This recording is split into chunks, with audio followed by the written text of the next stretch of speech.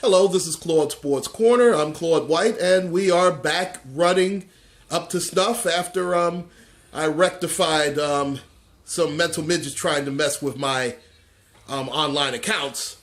But I'm back, and I'm back with the Pittsburgh Steelers report. And the Steelers roll into Lincoln Financial Field for the Battle of Pennsylvania against the Philadelphia Eagles.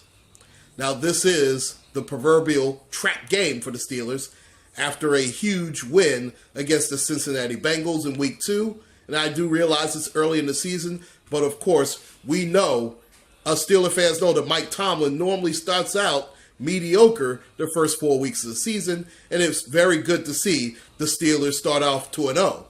Would love to see them go 3-0, and this is, as I mentioned, the proverbial trap game.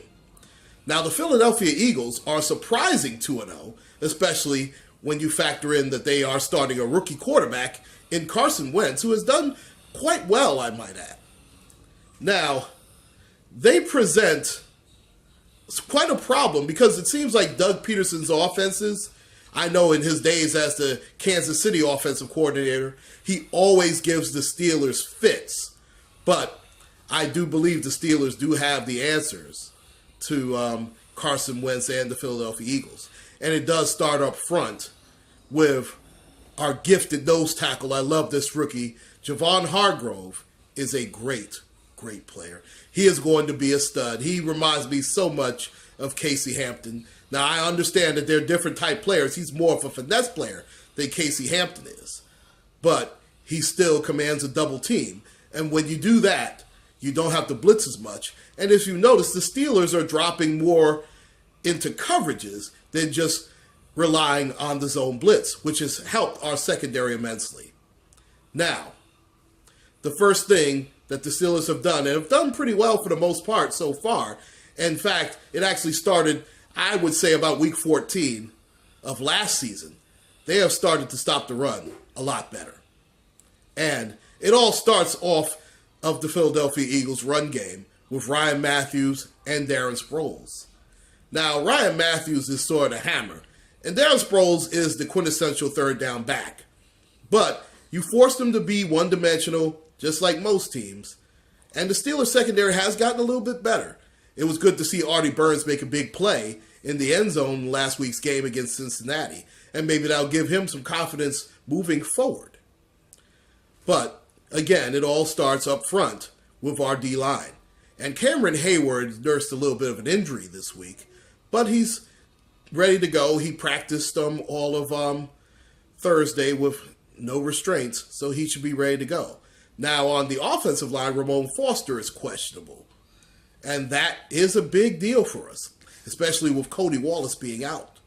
Now, Marcus Wheaton does come back for us, and that's going to be a big thing. Take some pressure off Antonio Brown, but it's good to see how Sammy Coates has stepped up, and he had a huge game against the Cincinnati Bengals as a downfield receiver. Now, I expect Antonio Brown to have a bounce-back game this week. He did not have his best game against Cincinnati. They did a very good job. I'm not going to bring in the weather. Listen, they're all pros. They're supposed to play through that. No excuses, just facts. And he should have a better game this week against a depleted Eagles secondary who will be without Leotis McKelvin. Now, the only guy on the secondary that I really have a little bit of worry about is Malcolm Jenkins, who is a very good safety. He's a hard hitter. He's a decent coverage guy, not a great one, but he is a very hard hitter. And we should be expecting that when we go over the middle with our receivers. Now, I expect a decent game from our tight end, Jesse James, who's been pretty good. And also the rookie out of USC. He also was pretty good for us last week, catching his first ever touchdown pass for us. Now, that should open up a lot of things. Now, D'Angelo Williams has been by far the renaissance man as far as the running back position in the NFL. And he has a chance to be the oldest guy since Walter Payton to start out the first 3 weeks with 100-yard games. Now, he has been tremendous. And it's funny because next week, Le'Veon Bell will return from his suspension. Now, if I'm the Steeler brass, and obviously I'm not, I would actually just phase in Le'Veon Bell, gradually into the program because it's been going so well with D'Angelo Williams. But they'll be able to split the carries the first week he's back anyway. You figure give 10 to 15 carries to each guy, and then you gradually turn it over to Le'Veon Bell, being the bell cow, of course. And the Steelers should be fine. Now, again, on the defensive end, Senequez Golson is again out, and we're used to that. And William Gay has played pretty well for the most part. And also, you know what? Robert Golden has done a very good job at strong safety. I don't know what the hell happened to Shamarko Thomas. I really thought that he was going to be the heir apparent to Troy Polamalu, but I see that has not worked out. And I'm shocked that he's still on the team, for Christ's sake. I mean, he's been such a disappointment. He's a hard-hitting guy, but it seems like he just does bonehead things, and he just can't get out of the doghouse. And it seems like Tomlin really likes him, but he's just not cutting it for whatever reason. Now, on the Eagles' side of the ledger, their receivers don't scare me, but Jordan Matthews is getting better. In fact, I'm actually more concerned about Nelson Aguilar. Now, we do catch a break because their pass-catching tight end, Zach Ertz, who's a very well-rounded tight end, is out this week. But their linebacker, Michael Kendricks, practiced, and he should be ready to go. And there you have it. Those are the issues with the Steeler report. And here's hoping for another glorious Steeler victory.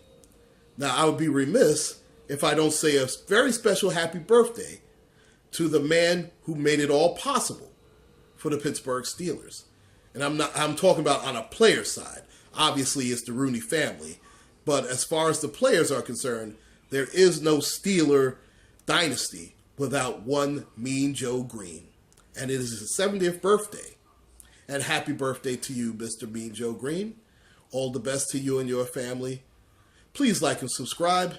This is Claude Sports Corner with the Steeler Report. Take care and God bless.